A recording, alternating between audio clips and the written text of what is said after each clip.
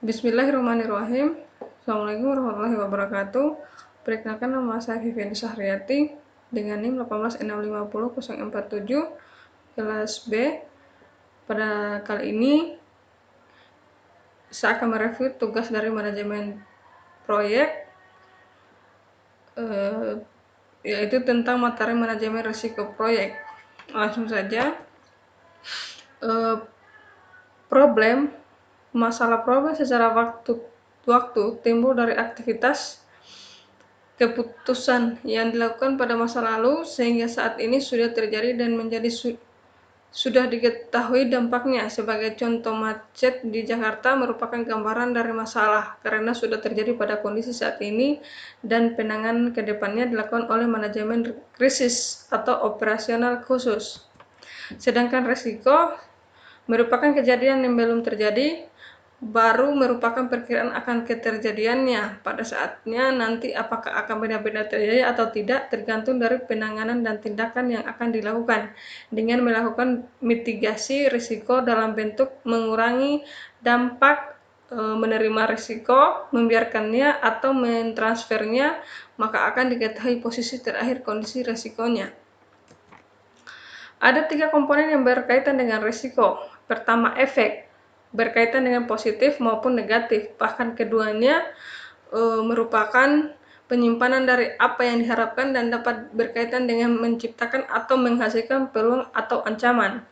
Kedua, ketidakpastian, yaitu suatu keadaan kondisi kurangnya informasi terkait dengan pemahaman atau pengetahuan tentang suatu peristiwa, konsekuensinya, atau kemungkinan sesuatu terjadi.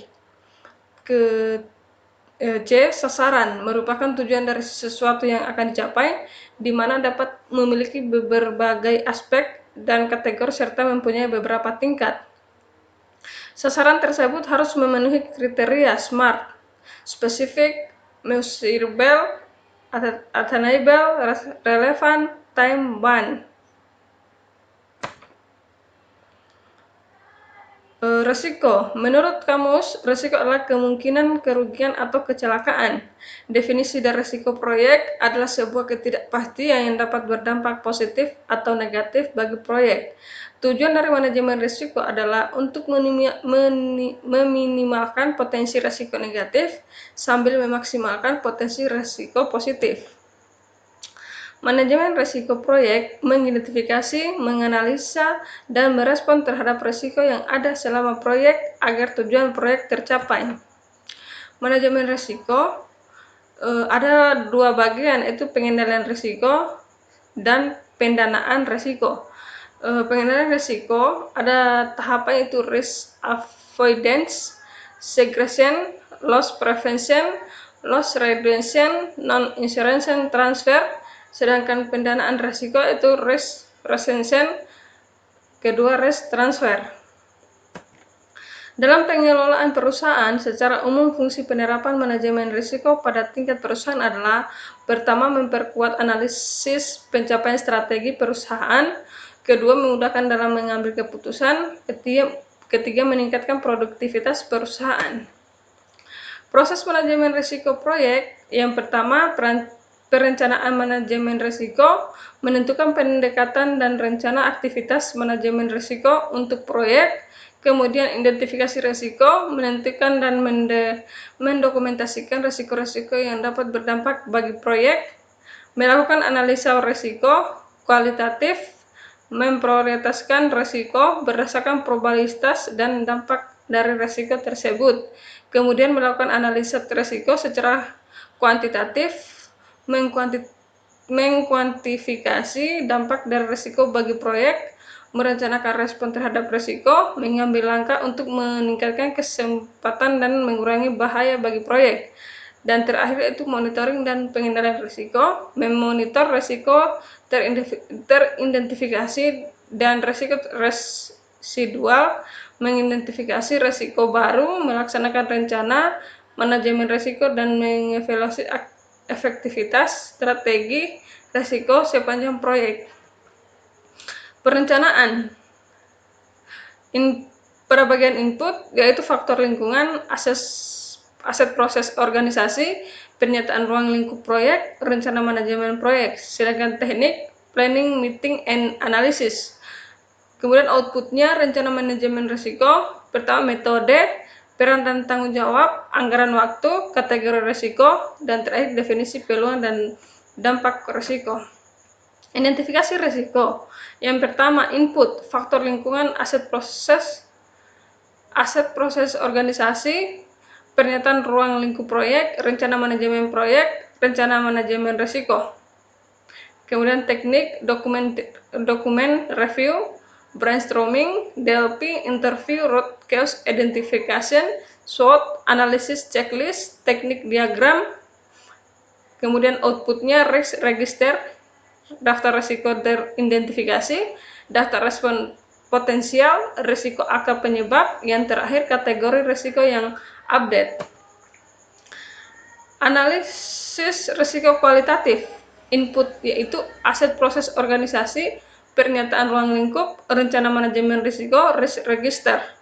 Kemudian teknik, penilaian probabilitas dan dampak risiko, matrik probabilitas dan dampak, penilaian mutu data risiko, kategorisasi risiko, penilaian urgensi risiko, kemudian output risk register update. Analisis risiko kuantitatif, yang pertama input, aset proses organisasi, pernyataan ruang lingkup, rencana manajemen risiko, risk register, rencana manajemen proyek. Sedangkan tekniknya itu data gathering, kemudian outputnya risk register, analisis probabilistik proyek, peluang mencapai tujuan, biaya dan waktu, daftar prioritas risiko terkuantifikasi. Perencanaan respon risiko, input, risk management plan, risk register.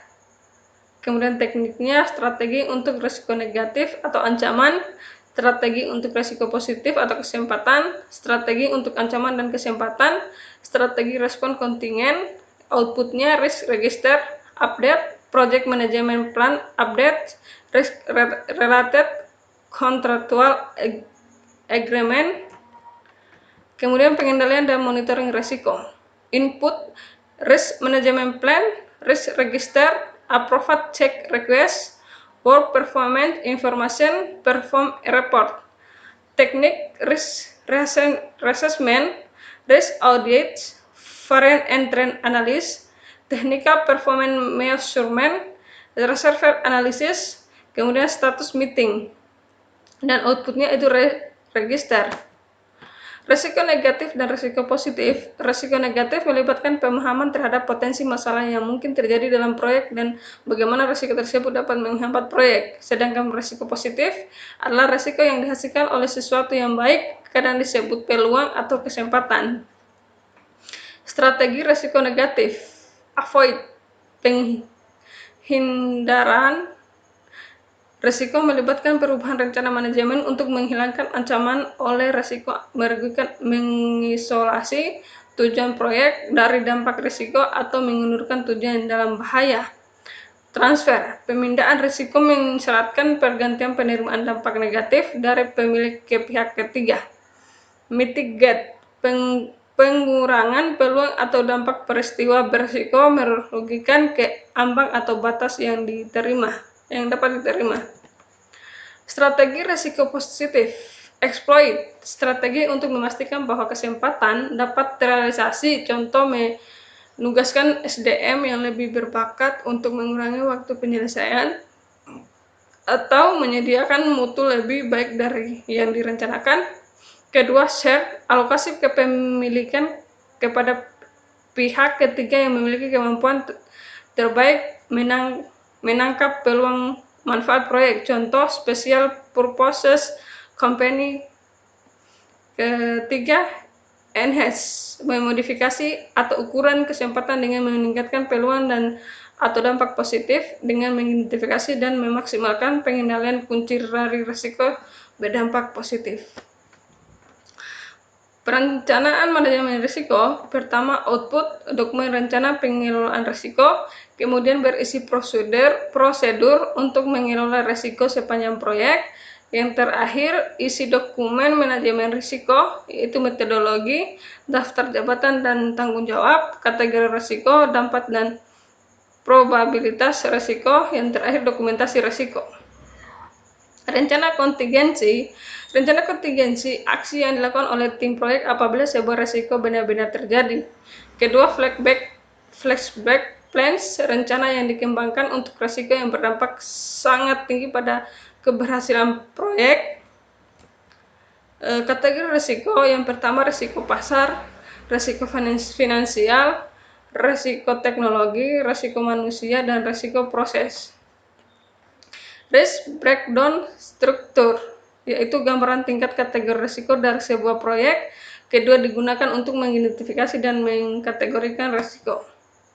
Identifikasi risiko, pertama, proses memahami potensi kejadian dapat menghambat atau membantu sebuah proyek. Kemudian alat bantu dan metode untuk identifikasi risiko ada 4 macam, yaitu brainstorming, DLP, interview, dan analisis SWOT. Interview, sebuah cara untuk menemukan fakta dengan cara mengumpulkan informasi melalui tatap muka, telepon, email, atau instant message.